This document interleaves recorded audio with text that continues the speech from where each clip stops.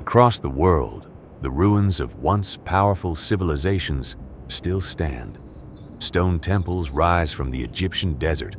Broken columns overlook the hills of Greece. Roman roads continue through landscapes once ruled by emperors. In China, ancient walls and imperial halls preserve the memory of fallen dynasties. And near the edge of the Sahara, the earthen mosques of Timbuktu recall an age of scholarship, trade, and extraordinary learning. These civilizations were separated by geography, language, religion, and time. They did not possess one common blueprint. They did not share all the same values, and none of them was perfect. Yet beneath their differences, we can see a recurring principle. The strongest civilizations understood that survival required more than wealth, armies, and powerful rulers. They knew that every generation would eventually disappear. Kings would die, buildings would fall, borders would change, and unless knowledge could outlive the people who possessed it, every achievement would remain temporary. The secret was not simply acquiring knowledge, it was preserving it, organizing it, and passing it to those who came next. Because a civilization is not sustained by what one generation achieves. It is sustained by what that generation successfully teaches another. When we imagine the great civilizations of history, we often picture their most visible expressions of power: pyramids, armies, palaces, crowns, gold. We remember conquerors whose names traveled across continents and rulers who commanded thousands of soldiers. But power alone could not build a civilization. An army could capture a city, but it could not preserve the knowledge required to govern it. Gold could finance a kingdom, but it could not guarantee the wisdom needed to sustain it. A powerful ruler might transform an empire during a single lifetime, but without records, institutions, and trained successors, much of that progress could die with the ruler. The civilizations that endured learned how to make knowledge greater than any individual. They transformed memory into writing, experience into education, ideas into laws, and temporary achievements into lasting institutions. Our journey begins beside the Nile, where one of history's longest-lasting civilizations developed a powerful relationship with the written word. Egypt. Knowledge must be recorded. Ancient Egypt was shaped by the Nile. Its waters supported agriculture, transportation, and trade. But the river's gifts still had to be measured, organized, and administered. Crops had to be counted. Taxes had to be recorded. Land had to be surveyed. Religious traditions had to be preserved. And great construction projects demanded planning, calculation, skilled labor, and years of coordination. Behind Egypt's temples, monuments, and royal courts stood a quieter source of power: the scribe. Scribes recorded administrative information, copied religious texts, and helped preserve the knowledge on which the Egyptian state depended. Writing allowed human memory to escape the limits of the human mind. A spoken instruction might disappear when its speaker died. A written record could travel. It could be copied. And it could reach someone who had not yet been born. Literacy was not available equally to everyone. Egyptian society was deeply hierarchical, and specialized knowledge remained concentrated among trained scribes, priests, and officials. But the principle was transformative. A society that records its knowledge does not have to begin again with every generation. Its people can inherit the observations, instructions, and traditions accumulated before their birth. Egypt's monuments are among the most visible remains of its civilization. But the knowledge that made those monuments possible was carried through something far less imposing: words, numbers, records. The first lesson was clear. Knowledge that is not preserved is knowledge waiting to disappear. But preserving knowledge was only the beginning. Across the Mediterranean, another civilization would place unusual importance on questioning what people believed they already knew. In the cities of ancient Greece, knowledge was not confined to one tradition or method. Greek society produced poets, mathematicians, historians, physicians, and philosophers who investigated nature, politics, morality, and the meaning of a good life. In cities such as Athens, ideas could become the subject of serious public argument. Socrates became famous not because he claimed to possess every answer, but because he asked questions that exposed contradictions in the thinking of others. Plato examined justice, education, and government. Aristotle studied subjects ranging from ethics and politics to biology, logic, and human behavior. These thinkers did not represent every person in Greek society. Women, enslaved people, and foreigners were excluded from many areas of civic life. The Greek city-states also fought devastating wars and frequently failed to live according to their highest ideals. History becomes dangerous when civilizations are transformed into myths of perfection. But the intellectual traditions associated with ancient Greece demonstrated another essential principle. Preserved knowledge should not merely be repeated. It should be examined. A society needs memory, but it also needs the courage to question what it remembers. Without preservation, knowledge disappears. Without questioning, knowledge can become rigid.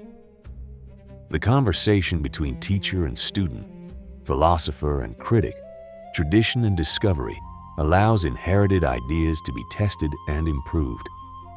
But ideas cannot govern millions of people through conversation alone.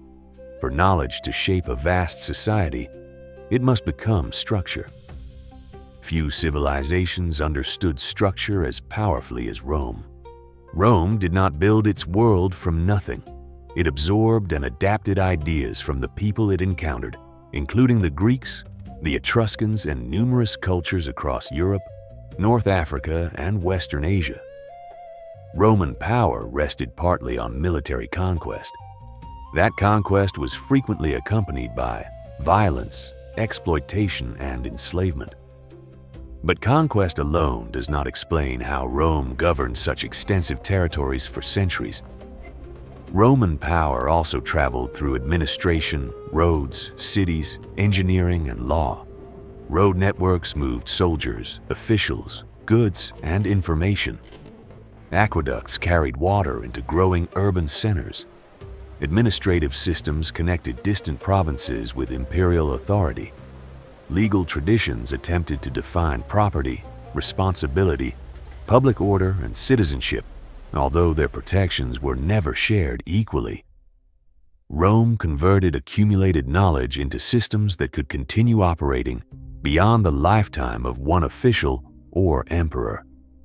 A person eventually dies. An institution can train a replacement. A ruler can issue an order. A functioning system can reproduce that order across distance and time. The Western Roman Empire eventually fragmented under many pressures. Political instability, military conflict, economic difficulties, and changes both within and beyond its borders all played a part. There was no single cause, but many Roman ideas and institutions did not disappear with the empire in the West. They were preserved, adapted, and transformed by later societies. Rome revealed another part of the principle. Knowledge achieves lasting influence when it is built into institutions. Far to the east, Imperial China developed another enduring system, one that connected education directly with government. For long periods of Chinese history, government depended upon a large and organized bureaucracy. Officials administered territory, interpreted regulations, maintained records, and represented imperial authority across distant regions. Over time, education and civil service examinations became important routes into government service. Candidates studied demanding classical texts, particularly works connected with Confucian traditions. Success required years of preparation, literacy, and intellectual discipline. The system was never perfectly fair. Wealthy families could provide their sons with better access to education. Women were largely excluded from official participation. Family background and social connections continued to matter. Yet the underlying principle was historically significant. The state required trained people who could carry its administrative and intellectual traditions forward. Leadership could not depend entirely on finding one exceptional ruler. A durable society needed a method for preparing future officials before the existing ones disappeared. Education, therefore, became more than a means of personal improvement. It became part of the machinery of civilization.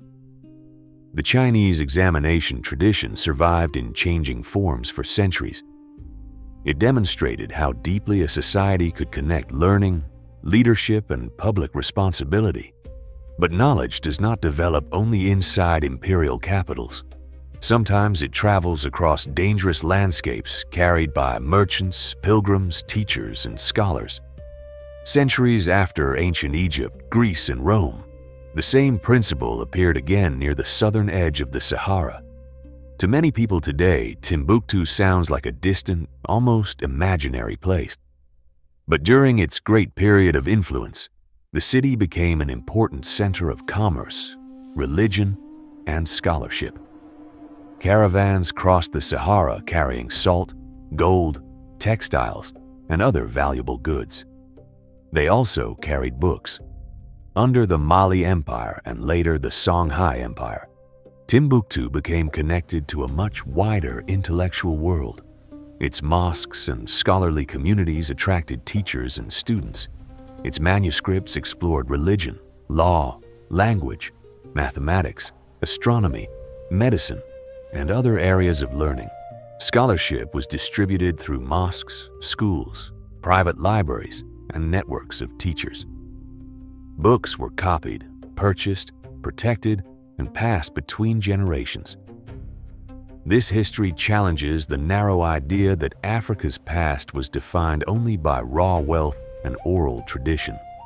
Oral knowledge was extremely important across African societies, but Africa also possessed rich traditions of writing, scholarship, and manuscript preservation. The prosperity of Timbuktu was connected to trade. Its intellectual legacy, however, was not built from gold alone. Gold can be spent. A manuscript can speak centuries after the hand that wrote it has turned to dust.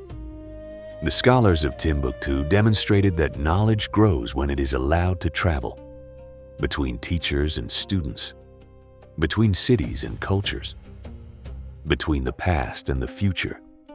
And that brings us to the modern world. We live in an age that ancient scholars could barely have imagined. More information can now be carried inside one small device than many historical libraries could contain. A question can travel across the world in seconds. Books once available only to rulers, priests, and wealthy scholars can now be read by millions. Humanity has not abandoned knowledge. In many ways, we have expanded access to it beyond anything previous civilizations achieved. But that access has created a new danger. We can mistake information for understanding. We can read without reflecting, collect without organizing, react without remembering. Our technologies often reward whatever captures attention immediately. Public conversations move rapidly from one subject to another. Important knowledge must compete with entertainment, misinformation, and endless distraction. The challenge is no longer simply finding information. The challenge is deciding what deserves to be preserved, what must be questioned, and what should be passed forward. Egypt reminds us to record. Greece reminds us to question. Rome reminds us to build institutions. China reminds us to prepare successors. And Timbuktu reminds us to protect and share knowledge across borders. None of these civilizations offers a perfect model for modern life. Each contained injustice, conflict, and contradiction. But together they reveal a pattern that modern society cannot afford to ignore. Civilization depends on a conversation between generations. When that conversation is broken, every new generation is forced to rediscover what an earlier generation already learned. Mistakes return under different names. Warnings are forgotten. Wisdom becomes buried beneath noise. And societies with access to more information than ever before can still lose their sense of direction.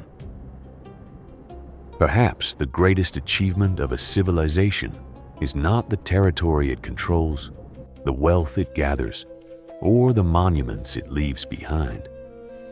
Perhaps its greatest achievement is the bridge it builds between those who came before and those who have not yet arrived. Every generation inherits an unfinished story.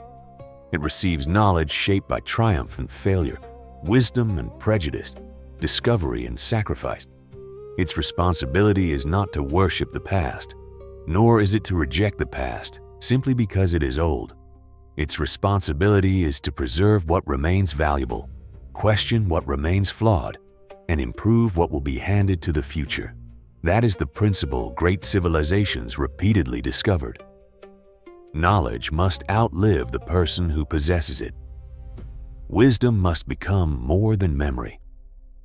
And progress must be measured not only by what we create today, but by what we prepare others to continue tomorrow.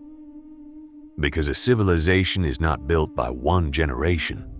It is built when one generation reaches beyond its own lifetime and teaches the next generation how to remember, question, and build again. That may be the ancient truth modern society most urgently needs to remember.